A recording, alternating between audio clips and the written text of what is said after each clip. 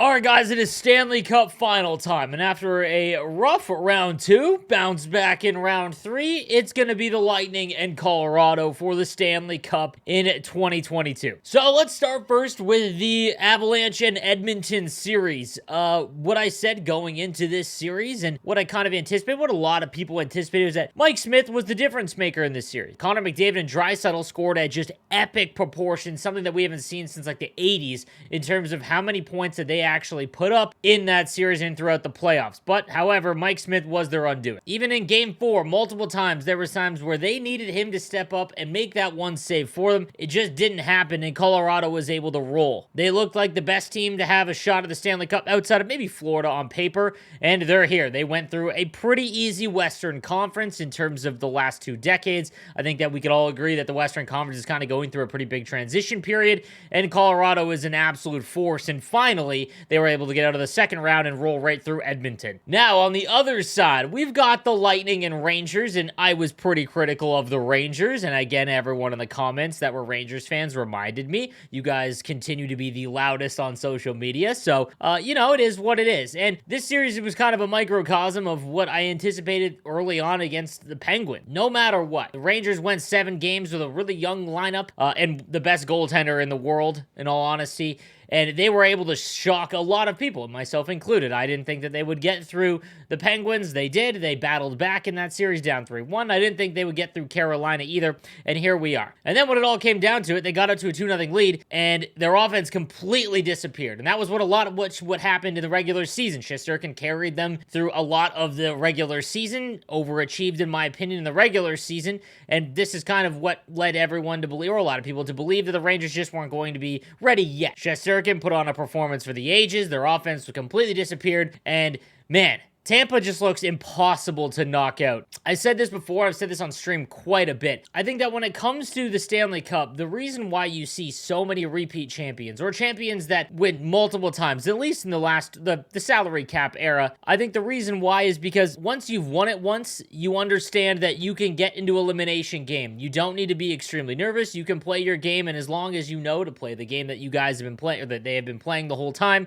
the whole regular season, but got them there, there's some peace in that. And when you go up against teams that don't have that knowledge of what it feels like to win rounds, like the Toronto Maple Leafs, or get to the Stanley Cup, like the New York Rangers, this version of the New York Rangers, I think that's what really shines out in the Stanley Cup. And why it makes repeat champions, or teams that have won championships, so much more difficult to knock out. For example, the Washington Capitals, a lot of people thought that Florida would just run right over them. They had a far superior team, and there's still quite a few people that were from the Washington Capitals Cup team that were able to put up a performance and battle them to almost the brink. But again, I think that the Rangers will dominate the Eastern Conference probably in the next 2 years. It'll be interesting to see what they do with Kako, who was a healthy scratch, and Ryan Strome can't hit an empty net to save his life, but here we are. We've got Tampa Bay and Colorado. Now, going into this series, the betting favorite heavily is Colorado, which I think is good if you are a gambling person, because, well, I would take the Tampa Bay money line almost every single game that there is going to be this series, just because of the odds. The one thing that you need to pay attention to, though, is that Colorado has only played 14 games in total in the playoff. Way back on May 3rd, when the Stanley Cup playoffs started against Nashville, in 43 days, they've played 14 games. That is an awful lot of rest. And I think when it comes to the Stanley Cup final,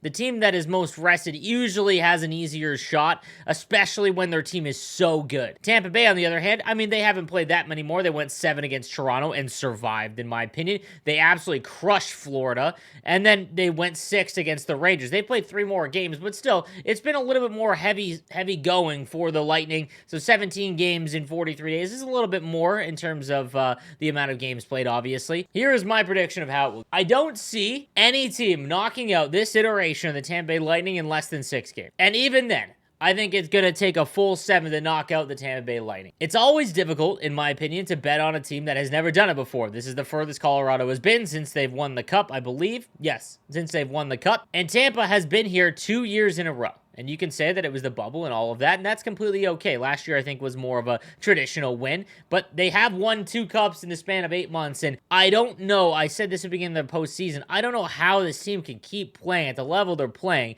and not just be absolutely exhausted. But Tampa has shown that they are incredible, and what's been more impressive is that they haven't looked dominant throughout the entire postseason. Vasilevsky has had to be, especially in that Toronto series, the main key factor. And in their prior 2 cup runs, that wasn't always the case. They could outscore if there was ever an issue in net. But Vasilevsky, when it comes down to it, he might go down as one of the best playoff goaltenders of all time. Obviously, that's a significant advantage. And then you've got 2 very different decors. Obviously, on the back end with Colorado, Makar is nuts with the puck. He is going to drive a lot of the offense. But on the other side, Tampa has one of the best defensive decors in the league. I think it's extremely underrated. People forget about how good defensively Ryan McDonagh is. They've got Hedman, obviously. Like, it is going to be very tough for Colorado to score at the clip that they were scoring, especially against Edmonton, because you're not going up against Mike Smith. You're going up against Andre Vasilevsky. So here is my prediction. So here is what I would like to see before I get my prediction. A lot of people want to see Colorado win. A lot of people don't like seeing repeat champions because it's boring. I mean, as a Patriot fan,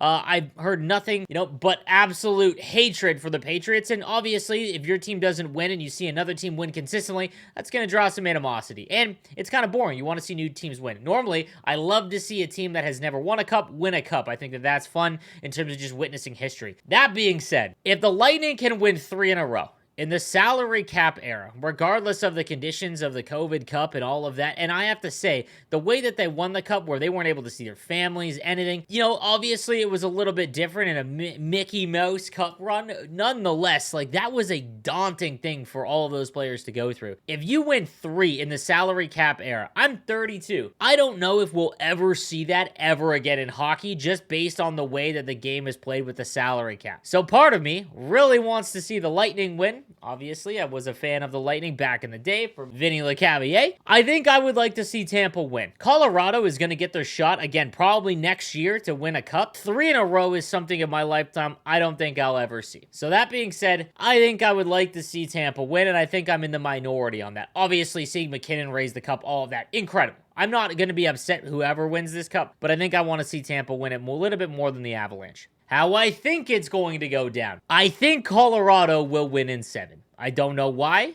It's very difficult to bet against the Lightning, but this Avalanche team, the amount of rest they have, if there was ever a perfect storm of situations and how you've played throughout a cup run, this is essentially it. They have 2 sweeps. They have the best team on paper, the second best player in the world in Nathan McKinnon, and arguably the 3rd best in Cale Makar. However, they're going up against probably the best cup team in the last 10 years. So it is going to be fun. I think it goes 7, and I think Colorado wins it. Again, let me know what you think in the comment section down below. I redeemed myself in round 3. Round 1 was pretty good. Round 2 was awful. Let me know who you think is going to win. Also, just want to give a quick shout out to my bracket challenge, and NHL 22 Stank. Incredible name. He has got the Tampa Bay Lightning as the champion and has an almost a perfect bracket. The only issue was Carolina beating Boston. He is out in front, and whoever wins the bracket challenge will get a free copy of NHL 23. So if you were taking place in that, congrats if you are still in it. But that is who is up number 1. Gumbo right behind him has the Avalanche, so there will be a potential chance of some of these it isn't like it's all locked up. Guys, let me know what you think in the comment section down below. Who is going to win? No matter what, it should be a great series.